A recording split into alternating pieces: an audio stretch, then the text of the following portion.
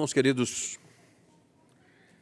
gostaria que vocês soubessem, aqueles que estão chegando, que o pastor tem preparado sermões há 4, 5, 6 meses atrás. Então, eu não prego de carapuça para ninguém. Quando o texto bíblico chega aqui, você pode ter certeza que é o momento que Deus quis que ele chegasse, porque isso já está preparado há 4, 5, 6 meses atrás. Sequência, e eu não posso pegar aleatoriamente. Estou pregando sequencialmente. Então, irmãos, abramos a Escritura. Nós temos pregado no livro de Provérbios pela manhã e no livro de Esdras à noite. Provérbios hoje, então, versos de 9 a 18. Provérbios, capítulo 3, versos de 9 a 18.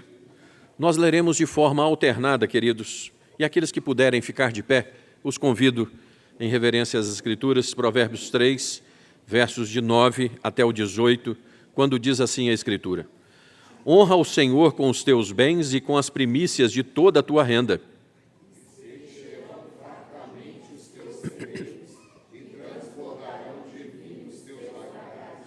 Filho meu, não rejeites a disciplina do Senhor, nem te enfades da sua repreensão.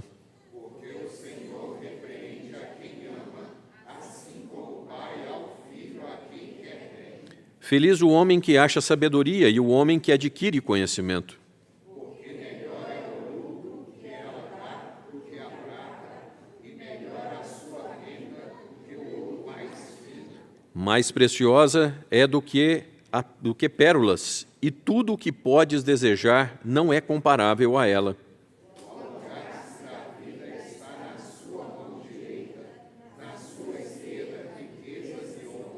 Os seus caminhos são caminhos deliciosos e todas as suas veredas, paz.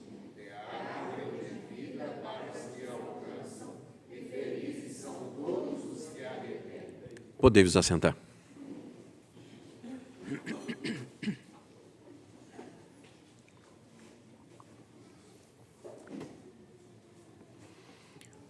Amado Deus, eis aí o teu povo, eis aqui o teu servo. Teu servo é incompetente, ó Deus, e o teu povo é de dura serviço. Se não for o milagre do teu Santo Espírito, nós não entenderemos a Escritura, e ainda, se não for milagre do teu Santo Espírito, nós jamais aplicaremos aquilo que aprenderemos. Deus, precisamos que o Senhor desembainhe a tua espada, que é a palavra do Senhor, e crave no nosso coração, que nós provemos de sinais e maravilhas, não externos, ó Deus, mas na nossa alma. Senhor, dá-nos a oportunidade de sabermos que o Senhor veio a este local e tratou com cada um de nós, que ao voltarmos para casa, tenhamos uma certeza: o Senhor do universo esteve aqui e falou ao nosso coração. Em nome de Jesus é que oramos. Amém. Irmãos, esse texto é um texto espinhoso, sendo pastor, mas é bíblico. E antes de ser pastor, eu já pregava a respeito dele. Tenho me preocupado em trazer sermões doutrinários para a igreja, a fim de que aqueles que estão chegando sejam ensinados, e aqueles que estão sejam relembrados, e aqueles que têm dúvida sejam esclarecidos. Então, irmãos, Malaquias capítulo 3, o verso 10, aqueles que puderem, Malaquias 3, verso 10. E depois deixa o dedinho marcando aí que nós vamos voltar nesse texto. Malaquias 3, verso 10. Esse é o único texto das Escrituras, irmãos, que Deus autoriza ser provado. Existe um único texto nas Escrituras que Deus autoriza ser provado, e esse é o texto. Vamos ler juntos? Trazei todos os dízimos à casa do tesouro, para que haja mantimento na minha casa, e provai-me nisto, diz o Senhor dos Exércitos, se eu não vos abrir as janelas do céu e não derramar sobre vós bênção sem medida. O Deus é o mesmo, a palavra é a mesma, as Escrituras inteiras não se contradirão, jamais. Então, irmãos, por favor, olhem para cá. Bíblia é uma coisa só. Na sua cabeça existe Novo e Velho Testamento. Na cabeça de Deus, não. Na cabeça de Deus é a minha palavra. Então a Bíblia não diz um negócio num lugar e diz em outro. O que a Bíblia diz está dito. Trazei todos os dízimos à casa do tesouro, para que haja mantimento na minha casa, e provai-me nisso, diz o Senhor dos Exércitos, se eu não vou abrir as janelas dos céus e não derramar bênçãos sobre vocês sem medida. Então, irmãos, a primeira coisa, o que é dízimo? A palavra é ma'aser, e significa 10ª parte, 10%, 1/10. Então, tem muita gente dizendo aí que dízimo não é 10%. Responderão por isso, porque a palavra significa 10%, 10ª parte, 1/10. Segundo, dízimo é uma coisa e oferta é outra completamente diferente. Dízimo é uma coisa, oferta é outra. O apóstolo Paulo, em 2 Coríntios 9:7, ele diz assim: cada um contribua segundo o que tiver proposto no seu coração, não com tristeza ou por necessidade, porque Deus ama ao que dá com alegria. O apóstolo Paulo está tratando disso aqui como ofertas. Esse texto é simplesmente oferta, porque o dízimo não foi revogado por ninguém. Se você achar em algum lugar que o dízimo foi revogado por alguém, então, por favor. Pastor, mas o Novo Testamento não fala em dízimo, e Jesus não fala em dízimo. É verdade? Esses são os filhos de Satanás que enganam o povo de Deus, e nós erramos pela falta de conhecimento. Mateus 23, irmãos, abramos as Escrituras.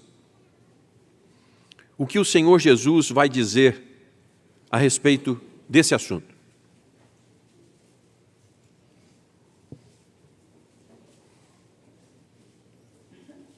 Mateus 23, e próxima vez que alguém falar com você que Novo Testamento e Jesus não tratam de dízimo, você, por favor, abra as Sagradas Escrituras e pergunte o que está escrito aqui.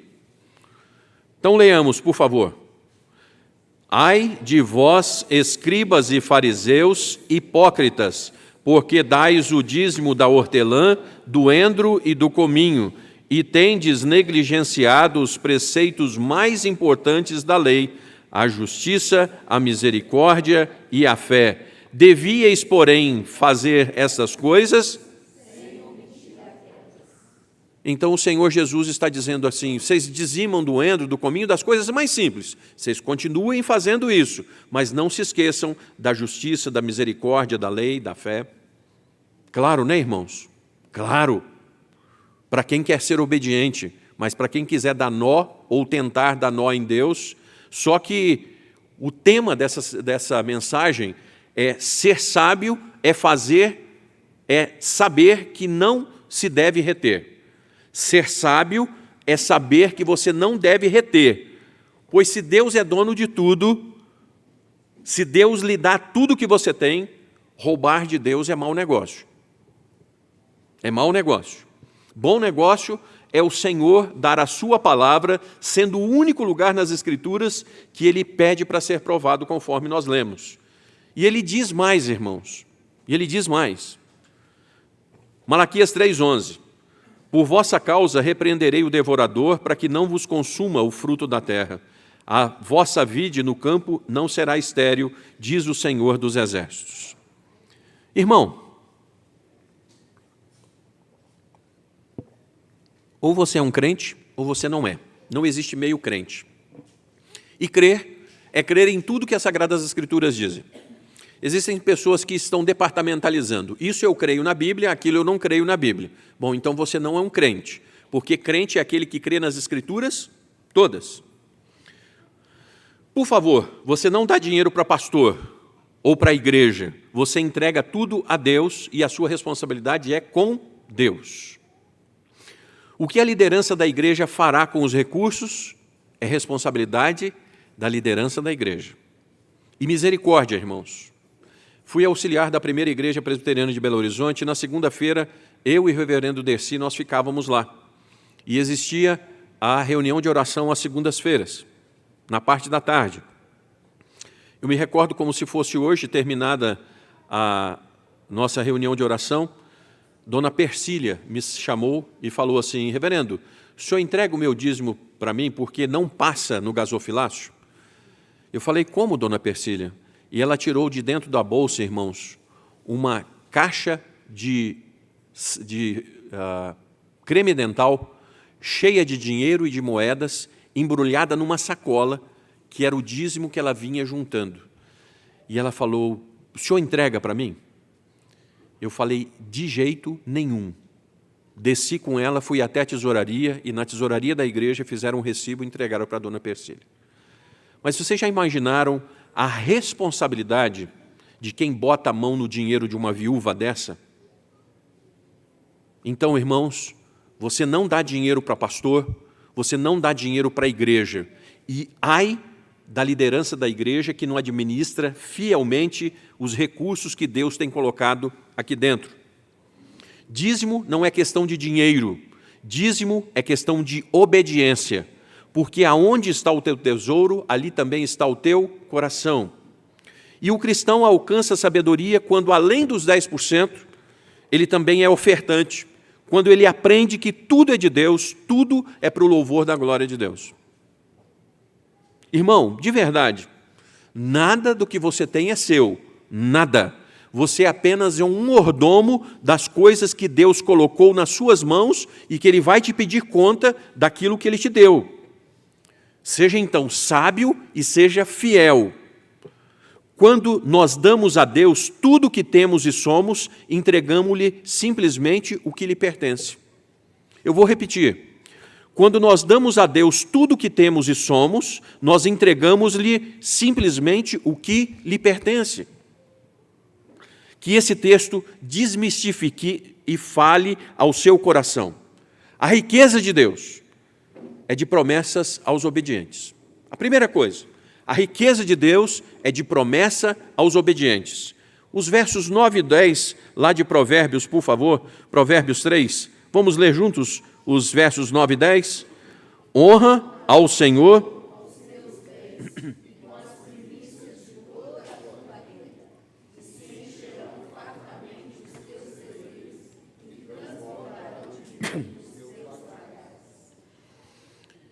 Irmãos, mais uma vez, o livro de Provérbios é um livro para praxe e não de aprofundamento de teologia rebuscada.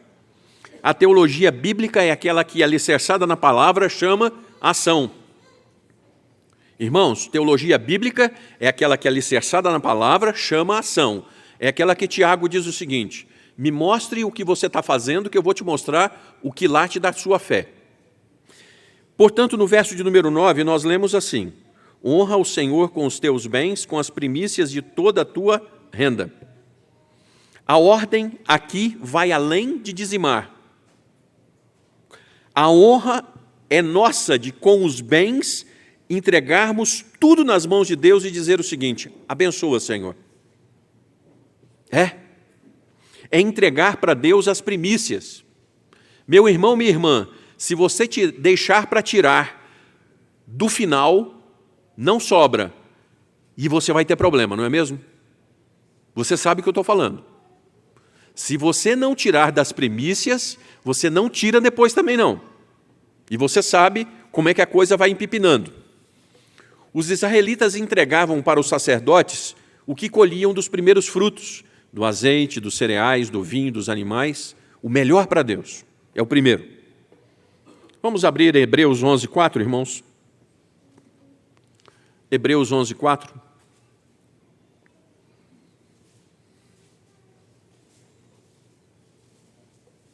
Irmãos, deixa aberto aí, eu tenho que explicar algo para vocês.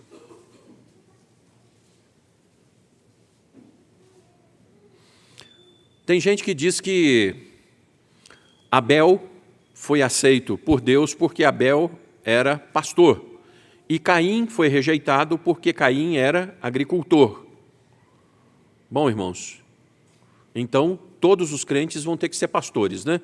Então, todo mundo vai ter que ter rebanho para poder oferecer sacrifício de um animal para Deus. É isso então? Não, irmãos. A Bíblia responde à própria Bíblia. Hebreus 11:4, leiamos, por favor.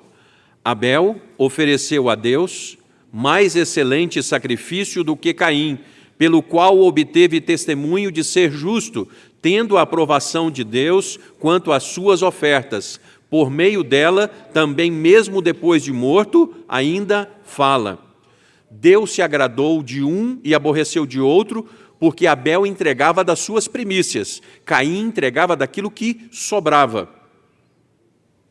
Você pode fazer prova com Deus, meu irmão? O que é melhor, reter o que é de Deus ou confiar nele? Irmãos, eu estou chegando aí às vias de aposentadoria pelo INSS e nós temos um teto, né? Então, a maioria das pessoas nunca aposenta com teto. E o teto do INSS é, para muitos, insuficiente para comprar remédio. Muito bem. Irmãos, o que é melhor? O que é melhor? Você confiar em Deus ou você fazer plano de previdência privada? Irmãos, existe uma bolha para explodir, e isso já aconteceu com algumas seguradoras norte-americanas, as maiores do mundo, MetLife, por exemplo, né? Que de um dia para o outro as pessoas que tinham saldo para aposentadoria, você sabe o que virou? Pó, nada. Então você está colocando o seu dinheiro, o seu plano de aposentadoria em quê? Em quê? Então, diz o salmista, esse é um dos versos mais caros da Escritura. De cor, eu fui moço e agora sou velho. Jamais vi o justo desamparado e nem a sua descendência.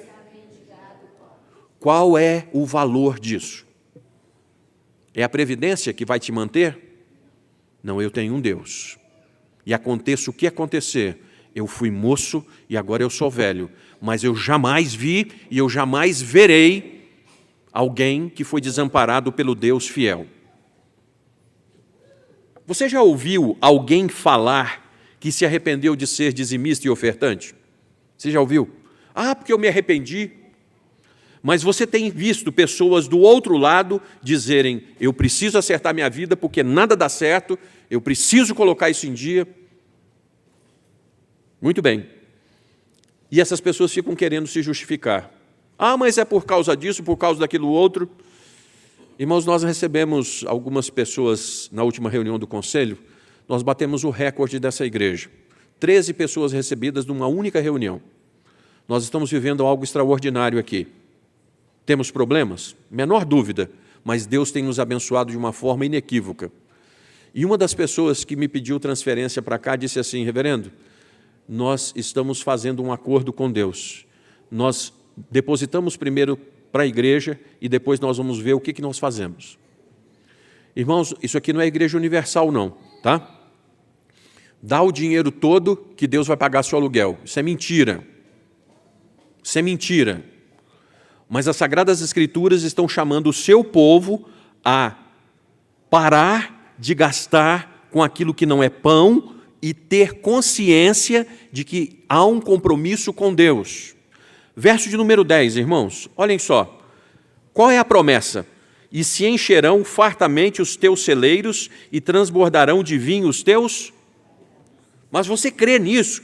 Você crê mesmo que Deus está prometendo e Ele vai fazer?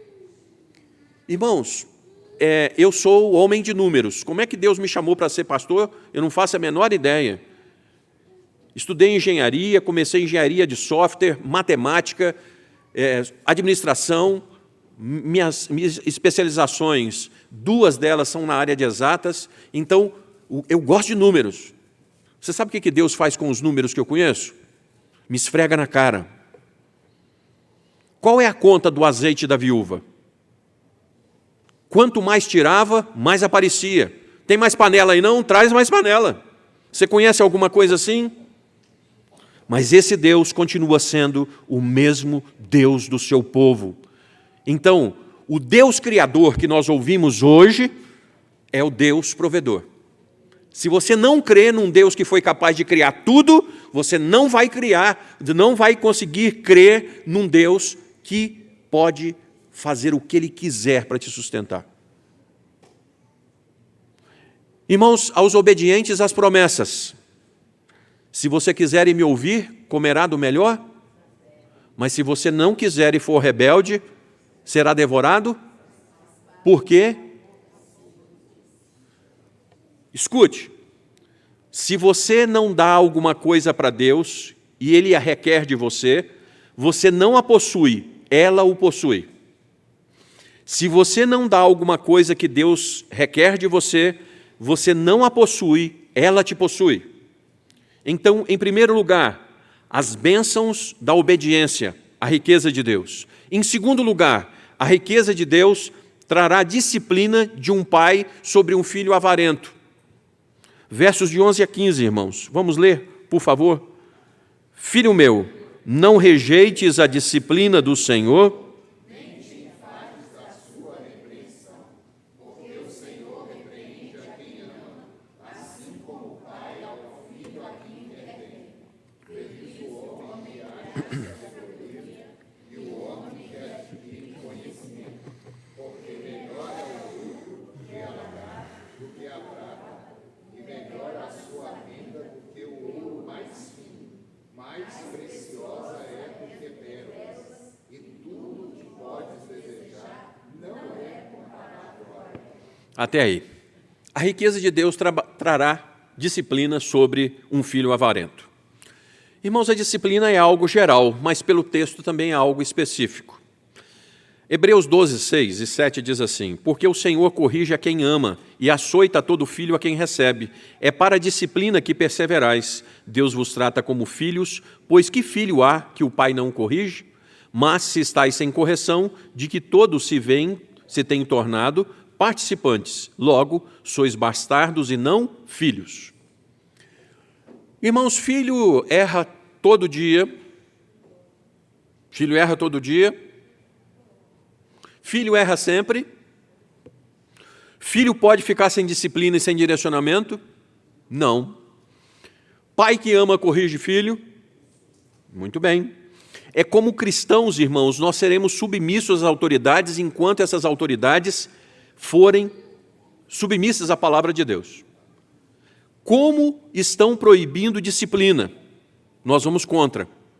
Estatuto da Criança e do Adolescente foi um desserviço a esse país.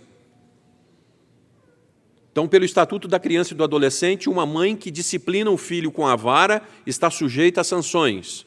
Então, nós vamos sofrer sanções. Nós vamos pagar o preço, porque a Bíblia diz que o pai que ama corrige ao seu filho. Deus nos disciplina para o bem, irmãos. Olha os versos 11 e 12. Filho meu, ele começa com amor. Filho meu, não rejeites a disciplina do Senhor, nem te enfades da sua repreensão, porque o Senhor repreenderá a quem ama, assim como o pai ao filho a quem? O Senhor Deus disciplina filhos que ama. Queridos, Hebreus 12, 10 diz assim: porque eles, os nossos pais, nos corrigiam por pouco tempo, segundo melhor lhes parecia. Deus, porém, nos disciplina para aproveitamento, a fim de sermos participantes da sua santidade. Deus nos disciplina porque Ele nos quer bem.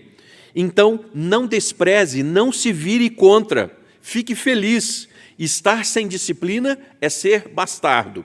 Deixa eu chamar a atenção aqui, então, por favor. Sabe quando o crente está sem problema nenhum? Como diz o bom mineirês, tem um trem errado. Se você não tem problema, tem um trem errado. E esse é o conhecimento, então, do verso de número 13, que diz assim: feliz o homem que acha sabedoria e o homem que adquire conhecimento. Meu irmão, quando as lutas chegarem, ou porque as lutas já estão aí, não despreze o momento. Não despreze o momento das lutas, aproveite-o. Lance sobre Deus toda a ansiedade. Por quê? Porque Ele tem cuidado de você. Cuidará. Aliás, é impossível que Ele não faça. Mas você seja aprovado na prova. Irmãos, ontem à noite, em lágrimas, eu chorava com Elaine.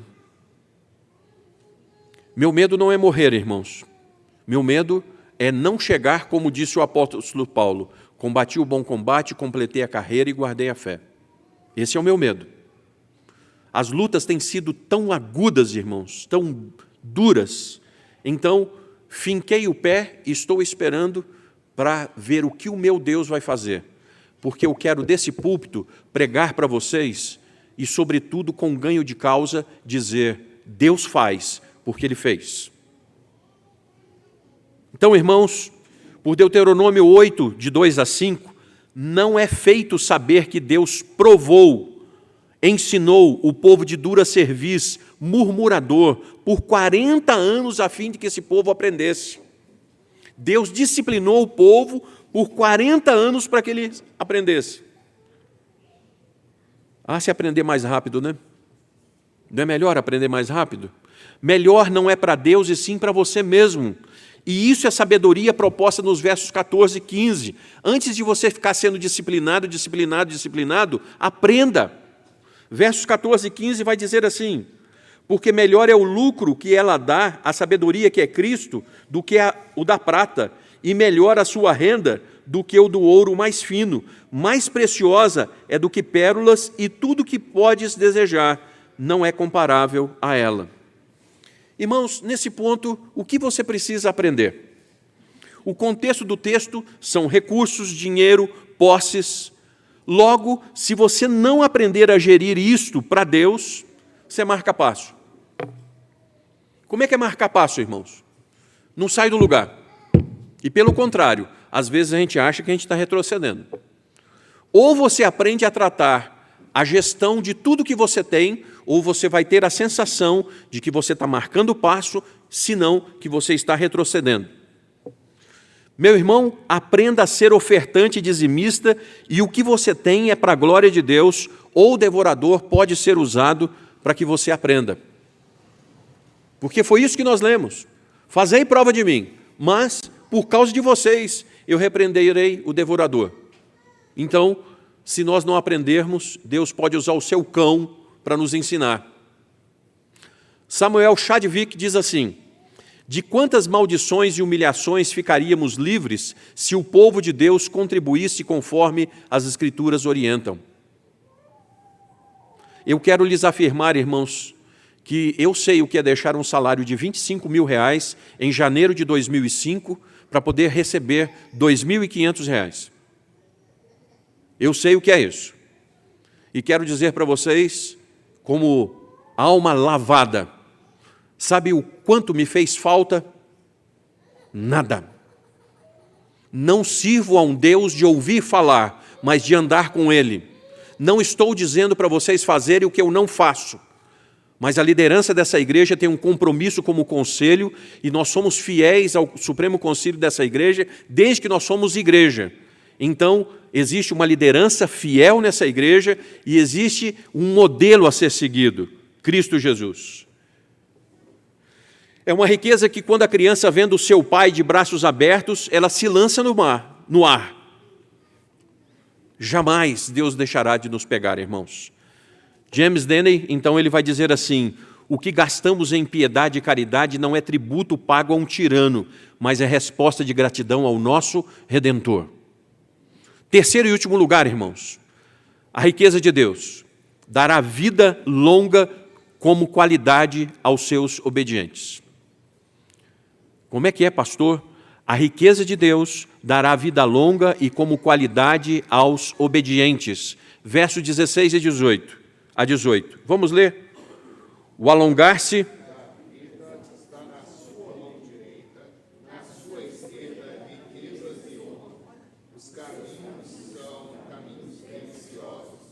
todas as suas veredas passam, é árvore de vida para os que alcançam, e felizes são todos os que arrependem. Irmãos, há sim mandamento de Deus para transformar a vida em uma vida que vale a pena ser vivida. Há sim mandamento de Deus sobre o alongar a vida e transformá-la numa vida que preste. Então, Êxodo 20:12 diz assim: honra teu pai e tua mãe para que se prolongue os teus dias na terra que o Senhor teu Deus te dá. Pelo verso 16 aqui, irmãos, está dito assim: o alongar-se da vida está nas suas mãos direita, na mão da sabedoria, que é Cristo. O alongar-se da vida está nas mãos da sabedoria. e na sua mão esquerda honras e riquezas. Se você aprender a ser bom mordomo. Se você aprender a ser bom mordomo. É mais do que dinheiro, irmãos. São riquezas, do verso de número 17. Os seus caminhos são caminhos deliciosos e todas as suas veredas, paz. Além de tudo, é de paz. O rico, o avarento, sofre a disciplina porque é escravo do dinheiro. O bom mordomo de Deus tem garantido vida longa, qualidade e paz. Irmãos, eu tenho fincado o pé nessa Escritura. Nessa Escritura. Não tenho para onde ir, irmãos. Eu só tenho os altares de Deus. E essa é a proposta de Deus. É uma boa opção, irmãos. Então, hoje, você se fará diante de Deus como aquele que quer um conserto e passará a optar por ser obediente nesse quesito? Mesmo, meu irmão? Então, isso é bom para você. Veja o quanto é boa ainda a opção, pelo verso 18. Essa opção bendita. É árvore de vida para os que a alcançam, e felizes são todos os que a retêm. Ser a árvore da vida para quem alcança é salvação. Deixa eu explicar, irmãos. É que ladrão não entra no reino dos céus. Está escrito, ladrões, avarentos não entram no reino dos céus. Então, ou você vai converter todo, ou você não converteu. E a parte mais difícil do ser humano converter é o bolso. Queridos irmãos, felizes são todos os que a retêm, a sabedoria. Dessa feita, além de ser marca de um salvo, aprender a ter sabedoria nas finanças é ser feliz, irmãos. É ser feliz. O quanto você é feliz nas finanças? O quanto você é feliz nas finanças? Bom, irmãos, ou é ou não é. Ou a palavra de Deus é a palavra de Deus ou não é. Então, se na sua vida não está legal, não é Deus que está errando. Provações vêm. Eu não estou dizendo que tudo é foco de pecado, porque existem provações. Mas, irmãos, a maioria das vezes, nós estamos precisando aprender. Anthony Groves diz assim, trabalhe arduamente, consuma pouco e dê muito e tudo a Cristo. Trabalhe arduamente, consuma pouco e dê muito e tudo a Cristo. Irmãos, eu não escrevo sermão para ninguém. E se eu fizer isso, que Deus me puna. Mas eu gostaria que a igreja fizesse um levantamento de quantos irmãos estão no cadastro de cheque sem fundo, no SPC, estão dando mau testemunho. Quantos irmãos voltados ao consumismo estão dando péssimo testemunho? Sabe por quê, irmãos?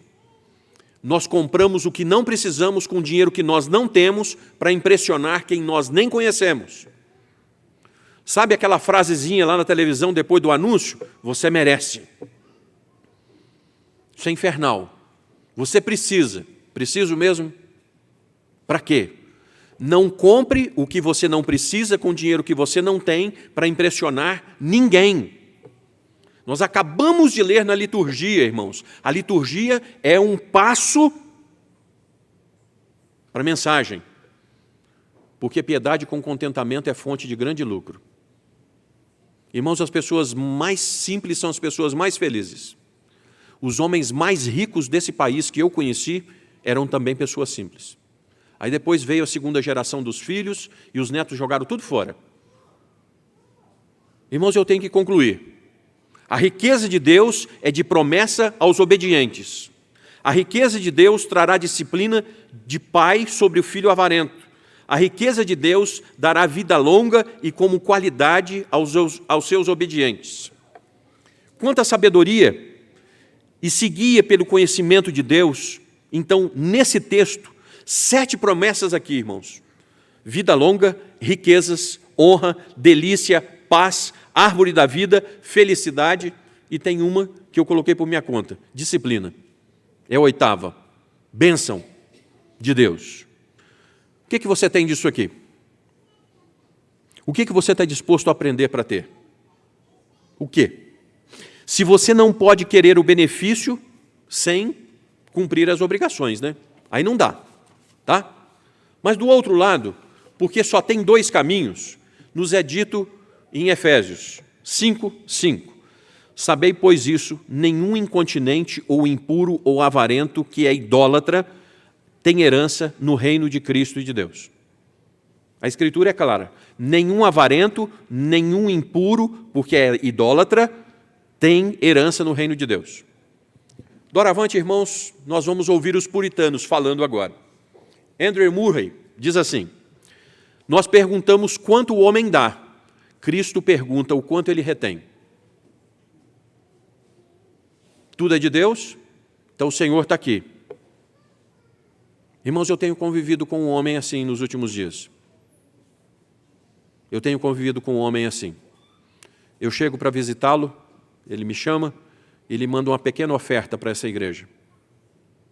Este homem tem mandado cestas com requintes, irmãos, que nós vamos ter que tirar algumas coisas porque estraga de ficar dentro do saco plástico. Um homem que diz assim: pastor, tudo que eu tenho é de Deus, e o que Ele me mandar, eu vou fazer para a obra dEle. Irmãos, nós estudamos os dons espirituais nessa igreja. Existe uma palhaçada dos nossos dias de língua estranha. Língua estranha nunca existiu nas Sagradas Escrituras. Todos os originais existe glossa e dialectos. Glossa é um idioma falado e dialeto é um dialeto de um idioma falado. A Bíblia nunca falou de língua estática. A Balahaus e a Malacaia, isso não existe em termos bíblicos. Os apóstolos pregavam e os outros, como nós os ouvimos falar no nosso idioma materno. Então tem uma quantidade de gente procurando dom de língua, dom de não sei o quê. Irmãos, vamos procurar dom de liberalidade? Você sabe o que é o dom de liberalidade? É você dar. Isso é inteligente. Por quê? Para dar você tem que ter, não é? Então isso é inteligente. O tema dessa mensagem é ser sábio, sabendo que não se deve reter tudo. De novo, o puritano John Owen: não darei valor às orações, ainda que intensas e frequentes, de quem não dá de acordo com a sua capacidade. Não vou acreditar num homem que ore muito se ele não for fiel dizimista, ofertante. Quem não dá, não aprendeu que tudo recebeu e tem recebido só por graça. E aqui, irmãos, eu finalizo com o Spurgeon. Muitos homens ficam de mãos vazias porque não conhecem a arte de repartir. Como é que a viúva alimentou, irmãos? Ela pegou um pãozinho. Olha, mas eu só tenho isso aqui, depois eu e meu filho vão morrer. Elias falou assim: mas tudo bem, vai lá e faz. Reparta o que você não tem. Qual é a oferta maior das Escrituras? A oferta da viúva pobre. Irmãos, nós temos que aprender. Cristianismo não é aquilo que você segura, mas quanto mais você tira da botija, mais Deus enche. Você pode ler comigo de pé o texto? Vamos ler o texto de pé, irmãos, por favor? Vamos ler a uma só voz. Provérbios 3, de 9 a 18, leiamos. Honra ao Senhor com os teus bens e com as primícias de toda a tua renda, e se encherão fartamente os teus celeiros e transbordarão de vinho os teus lagares. Filho meu, não rejeites a disciplina do Senhor, nem te enfades da sua repreensão, porque o Senhor repreende a quem ama, assim como o pai ao filho a quem quer bem. Feliz o homem que acha sabedoria e o homem que adquire conhecimento, porque melhor é o lucro que ela dá do que o da prata, e melhor a sua renda do que o ouro mais fino. Mais preciosa é do que pérolas, e tudo o que podes desejar não é comparável a ela. O alongar-se da vida está na sua mão direita, na sua esquerda, riqueza e honra.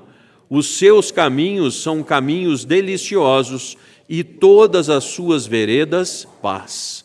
E é a árvore de vida para os que a alcançam, e felizes todos